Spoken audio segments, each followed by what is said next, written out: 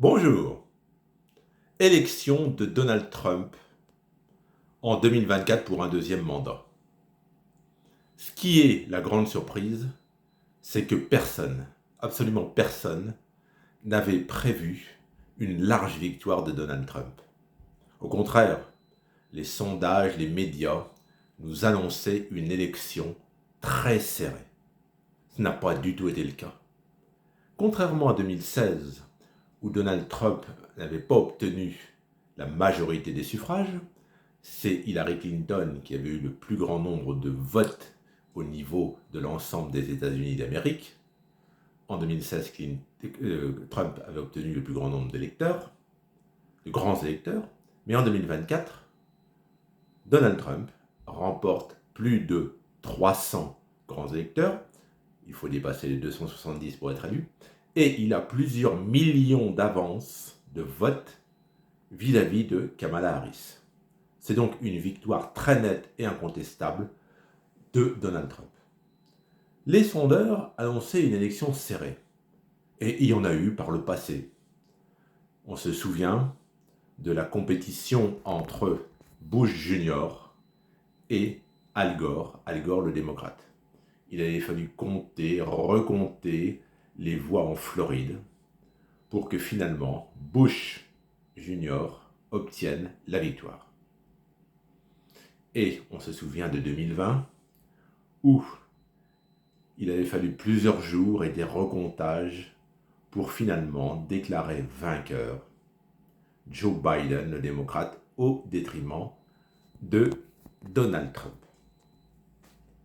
Alors, ça montre, d'une part, qu'il ne faut pas faire une confiance importante aux sondages.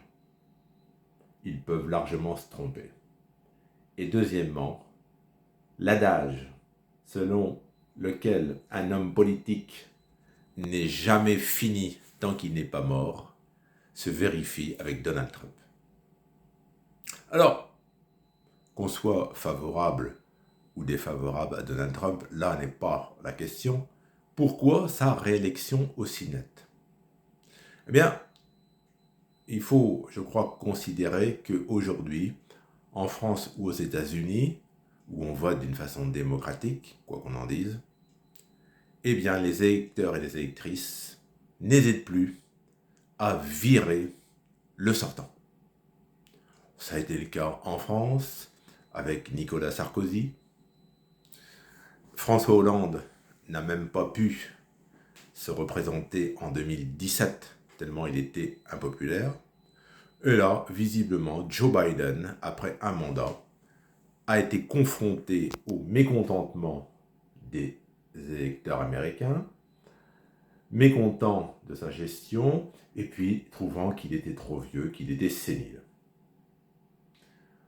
Et puis, autre fait qui explique cette victoire de Donald Trump, Joe Biden s'est très certainement retiré trop tard, quelques courts mois avant l'élection de début novembre. Et Kamala Harris n'a pas pu réellement faire campagne. Troisièmement, la campagne de Kamala Harris. Elle n'a pas réellement proposé de programme. Elle s'est cantonnée dans le fait de dire « si Donald Trump revient, ce sera la catastrophe, ce sera ci, ce sera ça ». Elle n'a pas su s'imposer comme force de proposition. Et je pense que c'est ça qu'il a perdu. Quatrièmement, on peut le déplorer, peut-être que les Américains ne sont pas encore prêts à élire une femme à la présidence de ce qui est, quoi qu'on en dise, la première puissance mondiale. On peut être favorable ou défavorable à Donald Trump.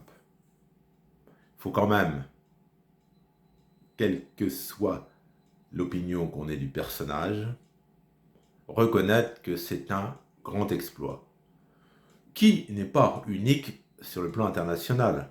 On peut faire un parallèle avec Lula. Alors Lula, c'est pas le même positionnement politique, mais Lula, président du Brésil, qui perd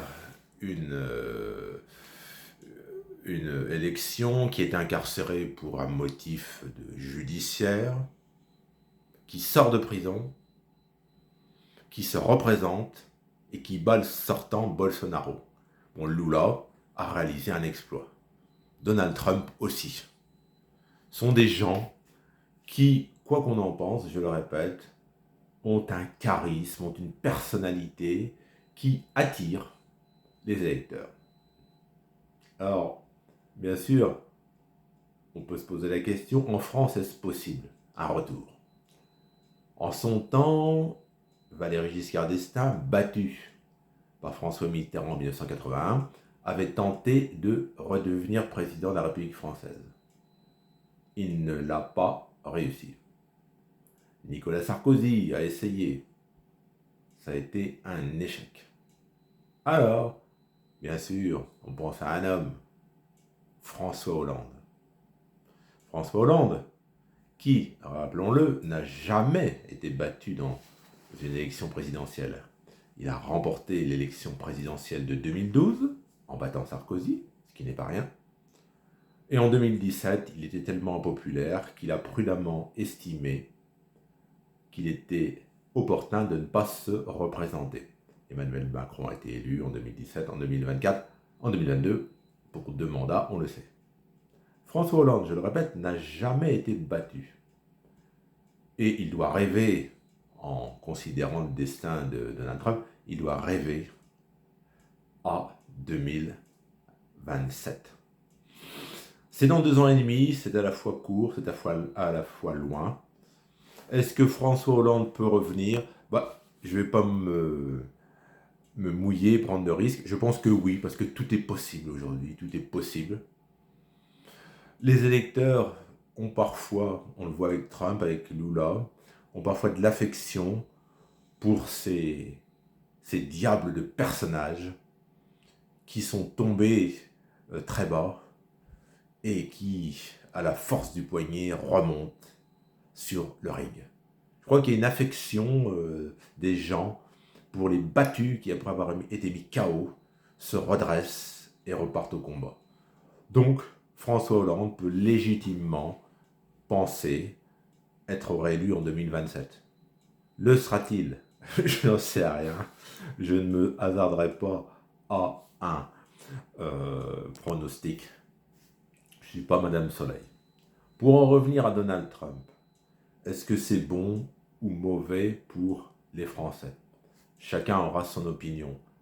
Mais je crois qu'il faut bien prendre conscience que victoire de Trump ou de Kamala Harris, de toute façon, on aurait eu une présidente ou un président qui aura comme priorité de se consacrer au bien-être des Américains et des Américaines.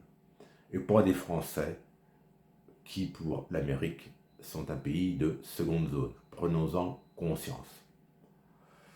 Quand on voit Michelin qui ferme une usine en Maine-et-Loire et dans un autre département, quand on voit ces fermetures d'usines, c'est extrêmement préoccupant.